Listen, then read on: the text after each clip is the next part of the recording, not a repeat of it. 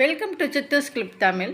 இன்றைக்கி ஒரு நல்ல சூப்பரான சுவையான குஸ்கா ரைஸ், அதுவும் நம்ம வீட்டு அரிசியிலேயே இந்த குஸ்கா பண்ண போகிறேன்.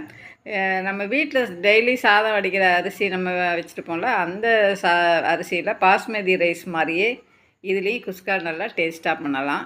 இதுக்கு தொட்டுக்கிறதுக்கு முட்டை வேகிச்சு வச்சுக்கலாம். அப்படி இல்லைன்னா கத்திரிக்காய் பொரியல் பண்ணிட்டோம்னா சாப்பிட்றதுக்கு தொட்டுட்டு சாப்பிட்றதுக்கு நல்லாயிருக்கும். இப்போ அடுப்பில் ஒரு குக்கரை சூடாக்கிட்டு அதில் ஒரு 4 ஸ்பூன் எண்ணெய் ஊற்றிக்கலாம், அல்லது நெய் இருந்தாலும் நெய் ஊற்றிக்கலாம். இந்த கிராம்பு, சோம்பு, பட்டை, அன்னாசிப்பூ, பிரியாணி இலை எது இருந்தாலும் அதில் போட்டு நம்ம இந்த வாசனை பொருள்லாம் போட்டு நல்லா வதக்கிக்கலாம். வதக்கினதுக்கப்புறம் ஒரு பெரிய வெங்காயம் நல்லா நீல வாக்கில் வெட்டி அதையும் சேர்த்து நல்லா வதக்கலாம். வெங்காயத்தை நல்லாவே வதக்கிடலாம்.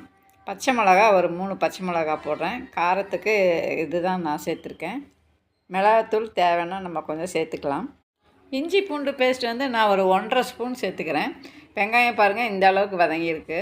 அதுக்கப்புறமா இஞ்சி பூண்டு பேஸ்ட்டு சேர்த்துக்கலாம்.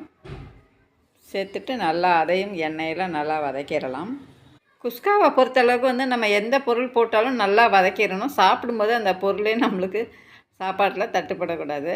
ஒரு பெரிய தக்காளி, ஒரே ஒரு தக்காளி இதில் சேர்த்துக்கிறேன். புளிப்பு டேஸ்ட்டுக்காக நல்லா சேர்த்து இதில் வதக்கிடலாம். தக்காளியும் நல்லா வதங்கிடணும்.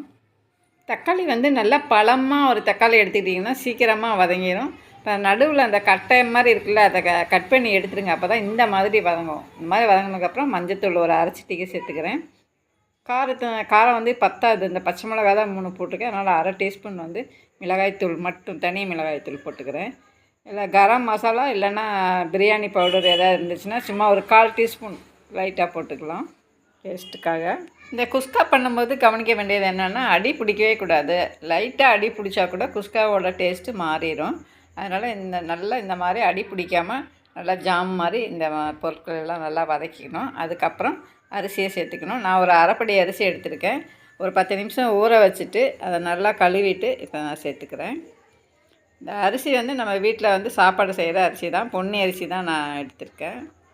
அரிசியை போட்ட உடனே தண்ணி சேர்த்துக்காமல் அந்த மசாலாக்களோட அரிசியை ஒரு தடவை நல்லா இது மாதிரி கலந்துட்டு அதுக்கப்புறமா தண்ணி சேர்த்துக்கணும். தண்ணி நம்ம வழக்கம் போல் இப்போ எப்படி ஒரு படி அரிசி எடுத்தோம்னா 2 படி தண்ணி சேர்க்குறோம்ல, அது மாதிரி தான் சாதம் வடிக்கிறதுக்கு நம்ம வைக்கிற மாதிரியே தான் இதுக்கும் தண்ணி சேர்த்துக்கணும்.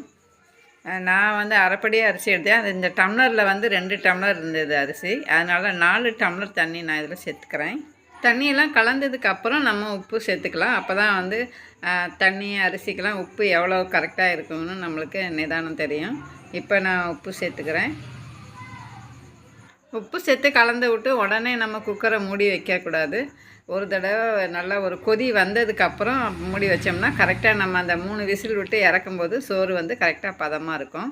இப்போ பாருங்கள், கொதி வந்ததுக்கப்புறம் நான் மூடி போட்டு வைக்கிறேன். 3 விசில் விட்டு இப்போ இறக்கியிருக்கேன். சோறு எடுத்து காட்டுறேன் பாருங்கள். லைட்டாக மல்லித்தலை நான் தூவிக்கிறேன்.